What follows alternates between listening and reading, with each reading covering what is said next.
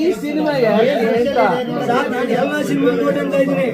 ಆಮೇಲೆ ಸರ್ ಇನ್ನೊಂದು popular ಆಗೋಗ್ಬಿಟ್ಟಿದ್ದಾರೆ, artist popular ಆಗಿದ್ದಾರೆ. ಅದೆಲ್ಲ ನೀವು ನೋಡಿರೋದ್ರಿಂದ ಅವ್ರು ಪಾಪ್ಯುಲರ್ ಆಗಿರೋದು. ಅವ್ರು ಇವತ್ತು ಹೀರೋಯಿಸಮ್ ತೋರಿಸ್ತಾ ಇದಾರಲ್ಲ, ಅವರೆಲ್ಲ ಯಾರಿಂದ ಹೋಗಿರೋದು?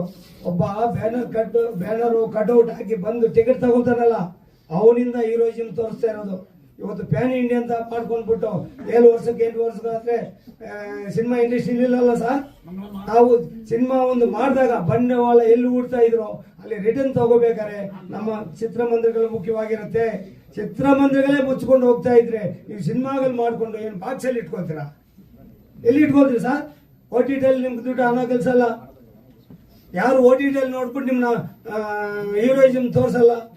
ಯಾವತ್ತು ಒಬ್ಬ ಬ್ಯಾನರ್ ಕಟ್ಟಿ ಕಟೌಟ್ ಕಟ್ತಾನೆ, ಅವ್ನು ನಿಜವಾದ ಫ್ಯಾನ್ ನಿಮ್ಗೆ. ಅವರಿಂದ ನೀವು ನಿಂತ್ಕೊಂಡಿದ್ದೀರಿ, ಅವರಿಂದ ನೀವು ಹೀರೋಗಳಾಗಿದ್ದೀರಿ. ಇವತ್ತು 7 ವರ್ಷಕ್ಕೆ 8 ವರ್ಷಕ್ಕೆ ಸಿನಿಮಾ ಮಾಡ್ತಾ ಇದ್ದೀರಾ. ಎಷ್ಟು ಸರಿ ಸರ್, ನಮ್ಮ ಹೊಸಬರು ಬೆಳೀಲಿ ಸರ್. ಅವ್ರನ್ನೆಲ್ಲ ಬೆಳೆಸಬೇಕಾದ್ರೆ ನೀವೆಲ್ಲ ಸಿನಿಮಾಗಳು ನೋಡ್ಬೇಕು. ಸಿನಿಮಾ ನೀವು ಯಾರು ನೋಡಲ್ಲ.